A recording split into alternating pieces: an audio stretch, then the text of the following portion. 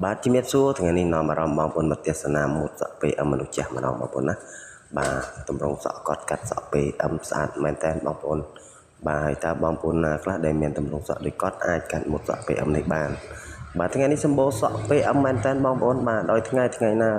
ឡុងសុងថ្ងៃណា PM គឺ PM មួយថ្ងៃពេញតែម្ដងបងប្អូនហើយសម្រាប់បងប្អូនតើតម្រងសក់បងប្អូនអាចកាត់ម៉ូតអីសមកុំភ្លេចកាត់កន្លែងខ្ញុំបងប្អូនណាបាទទីតាំងដូចខ្ញុំជម្រាបជូនខាងលើអញ្ចឹងបាទហើយយើងខ្ញុំក៏មានទីតាំងដីជួបផ្លូវលំធំសម្រាប់រូបផងដែរ